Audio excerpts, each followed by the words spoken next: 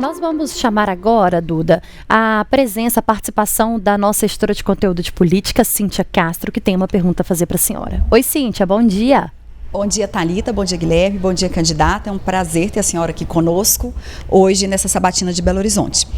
Candidata, eu queria perguntar uma coisa. A gente está mais ou menos um mês e alguns dias das eleições. Nesse momento, a gente tem um cenário de segundo turno que ainda está muito indefinido, né? Assim, tem um candidato que está posicionado mais à frente e outros disputando o segundo turno. E assim, apesar dessa indefinição, há um risco de Belo Horizonte ter um segundo turno sem algum candidato ou candidata que represente o campo ideológico da esquerda, né? Que haja um segundo turno com 2 candidatos da direita. Nesse sentido, eu queria uma avaliação da senhora. A senhora acha que a esquerda errou lá atrás de não ter unificado candidaturas, por exemplo, de estar nesse momento a senhora e o candidato Rogério Corrêa do PT unindo votos, unindo o eleitorado e não dividindo votos? Ou a senhora acha que está tudo certo porque a esquerda ganha também se apresentando com mais opções para o candidato?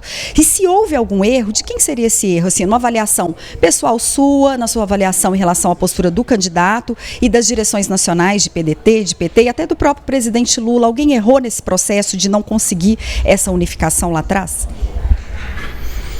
Obrigada pela pergunta. Olha, o que eu digo, tem um diagnóstico muito ruim na trajetória política de Belo Horizonte. Tem 20 anos que a esquerda não vai para o segundo turno em Belo Horizonte. 20 anos. Nesse período todo, o segundo turno com candidatos da direita ou do centro.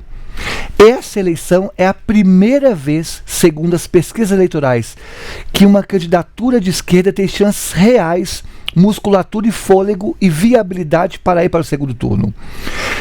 As últimas pesquisas divulgadas nesses últimos 2 anos, as pesquisas sérias, mostram que a gente tem chance real de estar no segundo turno. A gente aparece em segundo ou terceiro lugar, muito próximo do segundo. Isso nos últimos 2 anos. E o nosso nome é o que tem mais chance e fôlego eleitoral entre as candidaturas do campo da esquerda. Então o PDT sempre foi muito claro ao dizer: o nosso critério para a unificação é, primeiro, ter um programa progressista para a cidade, de valorização dos servidores, da educação, da saúde, segurança pública e meio ambiente. Mas para além da questão programática, nós colocamos também como critério a viabilidade eleitoral. Nós não vamos participar de um processo eleitoral só para demarcar uma posição, só para mostrar nossa ideologia, só para mostrar o nosso programa. Ou seja, não vai ser uma eleição meramente discursiva. A gente vem para ganhar. Para eu estar aqui disputando, para eu estar aqui dando essa entrevista, minha filha está com febre.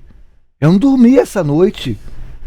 É um desgaste pessoal, sofro ameaças de grupos neonazistas, me exponho, fico a todo momento tendo pessoas criticando, mas é um sacrifício em nome da cidade. Nós não podemos deixar a cidade novamente na mão dos que sempre governaram.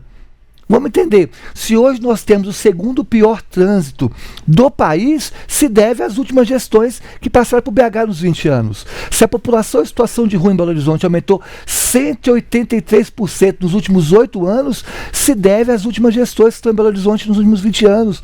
Então, pela primeira vez, nós temos chance de mudar isso, fazer um governo popular, em diálogo com os professores, colocando a educação no protagonismo.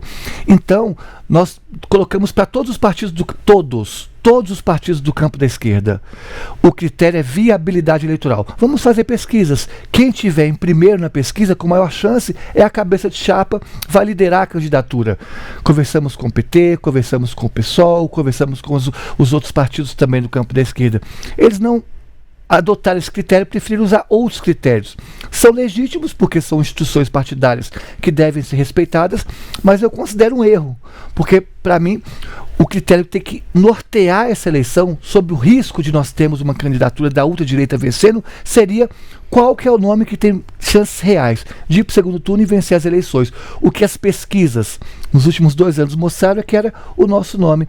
E não podemos negar a pesquisa, porque refutar a pesquisa é negacionismo, porque quem faz as pesquisas são universidades, são intelectuais ligados à estatística, ou seja, pesquisa é ciência, né? Então o erro teve quem, na minha opinião, usa outros critérios e vamos torcer para ter a esquerda no segundo turno. Se a eleição fosse hoje, nós estaríamos no segundo turno. E nós estaremos no segundo turno e venceremos as eleições. Vamos lembrar, só para terminar, que nos últimos 2 anos, Todas pesquisas sérias, e quando eu falo sérias, eu não falo Atlas, porque Atlas não é pesquisa, nem a enquete, é gincana de candidato.